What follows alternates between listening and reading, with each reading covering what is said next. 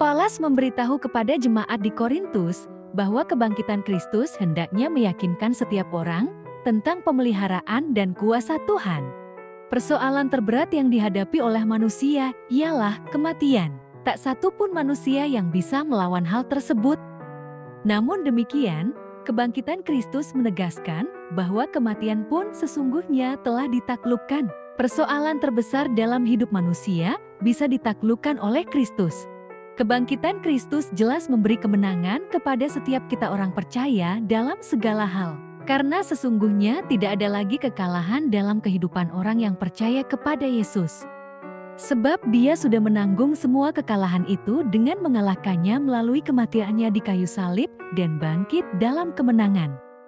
Lalu apa arti dan makna dari kebangkitan Kristus?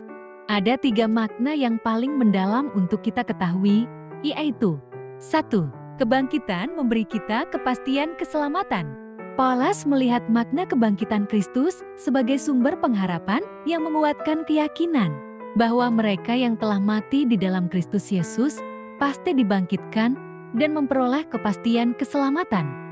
Dalam 1 Korintus 15 ayat 17-18 menjelaskan bahwa apabila Kristus tidak dibangkitkan dari kematian, maka sia-sialah kepercayaan kita. Karena kita masih hidup dalam dosa yang berarti menuju kepada kebinasaan. Dalam hal ini harus kita ketahui bahwa betapa pentingnya kematian dan kebangkitan Kristus bagi keselamatan setiap orang yang percaya kepadanya. Oleh karena itu, Yesus bukan hanya mati di kayu salib, tetapi Dia juga bangkit dari kematian itu. Sebab jika Ia tidak bangkit, maka tidak ada kemenangan dan kepastian keselamatan orang percaya.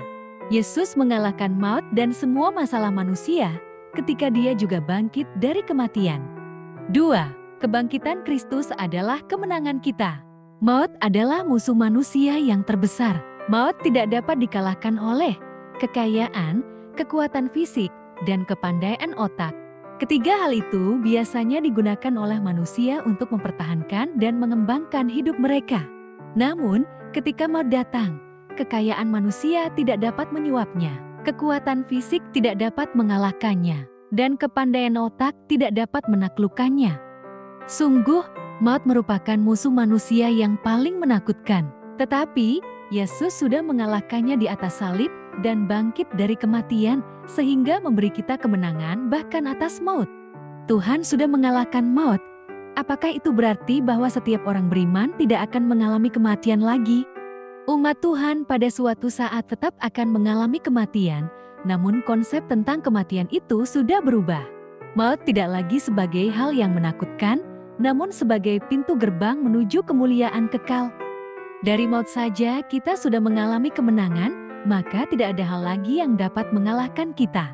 Baik itu masalah, masa lalu, ketakutan, dan lain sebagainya. Semua pergumulan setiap orang yang percaya kepada Kristus sudah dikalahkan olehnya sehingga kita menjadi menang. Lalu apakah umat Tuhan bisa hidup bebas dari segala tantangan dan kesulitan? Tidak, justru melalui tantangan dan kesulitan yang dialami akan terbuktilah kemenangan yang dari Tuhan bagi umatnya. Sahabat yang terkasih, seorang pemenang adalah dia yang telah mengalahkan segala kesulitan dan tantangan di dalam hidupnya. Jikalau tidak ada kesulitan, lantas kita menang atas apa? Kemenangan kita ketika firman Tuhan tidak mengajar kita untuk lari dari kesulitan. Jikalau hal itu dikehendaki Tuhan, maka mintalah hikmat dan kekuatan daripadanya untuk menaklukkan segala kesulitan. 3. Kebangkitan Kristus mendorong kita giat melayani. Seorang pemain bola, setelah ia melesakkan gol ke gawang lawan, dia akan berlari penuh semangat merayakan kemenangannya itu. Inilah yang terjadi pada murid-murid Tuhan saat mereka menyaksikan Tuhan Yesus bangkit. Semangat yang berapi-api melayani Tuhan, meskipun mereka menjadi saksi atas kebangkitan Tuhan Yesus dengan risiko dianiaya, dihina, diejek. Tetapi mereka juga tidak pernah mengharapkan pujian, penghargaan, ataupun bayaran dari manusia. Semangat mereka ini dilandaskan pada satu keyakinan bahwa dalam persekutuan dengan Tuhan, jerih payah mereka tidak sia-sia. Ayat 58. Sikap dan pemahaman inilah yang Paulus tuntut ada di dalam kehidupan jemaat Korintus. Bagi Paulus, Pemberitaan bahwa Tuhan Yesus sudah bangkit lebih penting dari apapun. Karena dengan demikian, orang percaya juga akan bangkit. Ini juga lebih penting daripada memperdebatkan siapa memiliki karunia atau siapa masuk kelompok mana.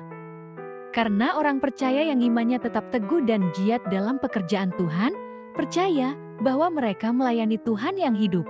Sahabatku, pelayanan jadi bermakna karena yang mereka layani hidup dan berkuasa. Mereka percaya bahwa karena Yesus hidup, maka Dia menyertai dengan kemampuan dan kuasanya, dan karena Dia hidup, Dia janjikan dan pastikan bahwa setiap pelayannya menerima upah saat Dia kembali. Tuhan Yesus memberkati.